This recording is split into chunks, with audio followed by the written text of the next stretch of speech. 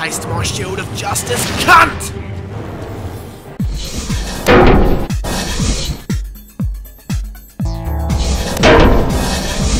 The movie tie-in game genre is a genre brimming with lackluster, poorly developed, and just plain crappy titles. Therefore, when I saw Captain America Super Soldier sitting on the shelf of my local game store, I immediately said fuck that, turned around and left it where it was. However, after seeing and thoroughly enjoying the feature film, twice, and reading through the several mixed reviews on the game in question, I finally decided to go against my better judgment and skeptically purchased Captain America Super Soldier for the PlayStation 3.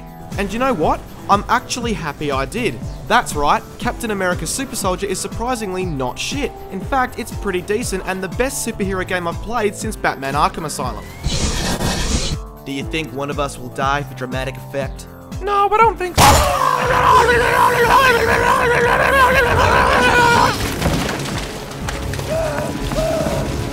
Captain America Super Soldier loosely follows the events of the film. However, rather than following the entire plot of the film, the story of Captain America Super Soldier places players in the boots of Captain America fresh out of the lab as Rogers and his squad mates infiltrate and attack a Hydra weapon development facility in the mountainous regions of Bavaria. It sounds interesting enough, but the story seems to move so quickly and is told unclearly to the point where I found myself just doing what the game was telling me to do, not actually having any clue as to how it fitted into the overall plot. There were some parts, however, where complications arose and good old Captain had to save the day. These instances certainly had me interested and entertained. As a whole, the story is not as strongly present as it could have been, and instead it merely serves as a means to move the game along. Captain America out.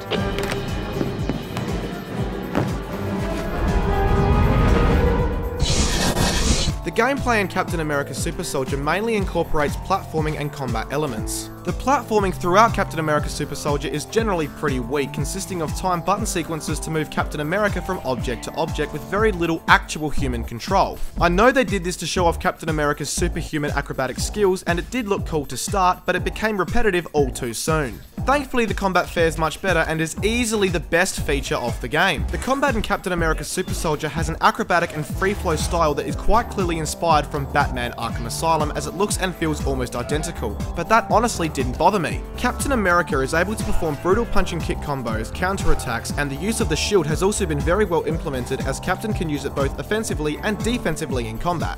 For example, he can throw it at enemies, damaging more than one as it ricochets between them, and he can even deflect enemy projectiles back at them. Steady, aim, right! Have any of you guys seen Captain? What was that? What the? Relax, guys, it's just a shame. Oh look, a rocket. Have it back! As the Captain performs in combat, a blue special meter fills at the bottom of the screen. This meter allows him to unleash brutal melee attacks on hapless enemies, each feeling very satisfying when they make contact.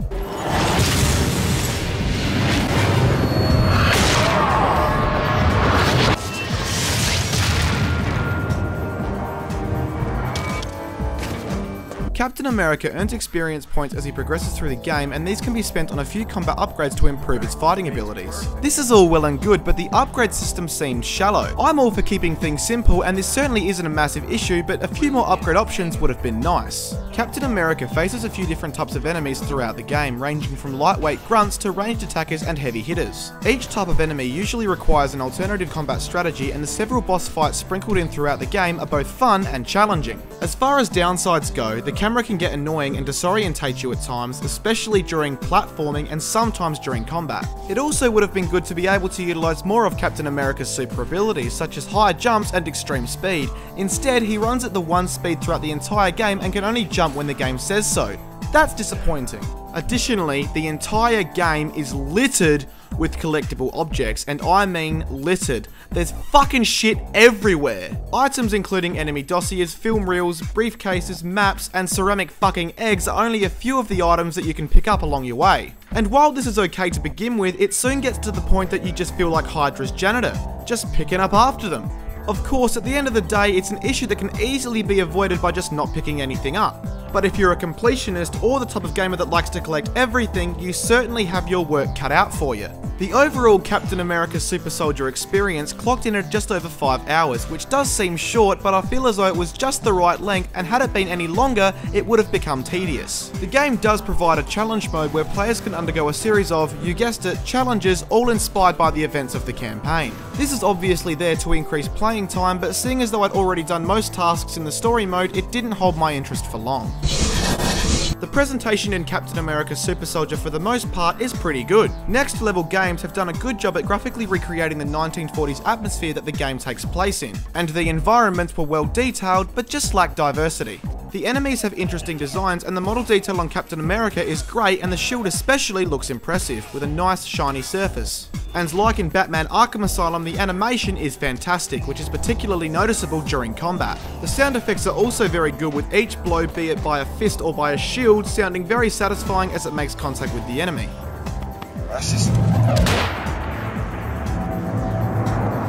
The voice acting is also of good standard, with Chris Evans and other cast members from the feature film lending their voices for the game. And you look just like every other goose stepper I've put down tonight.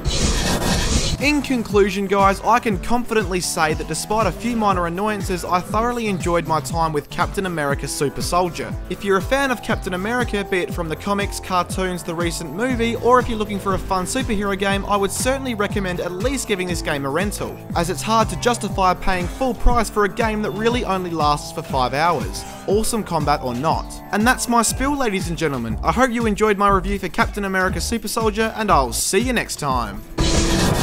Igniting a few ammo caches should blow this place sky high. You mean sky fucking high? Yeah! See you next time.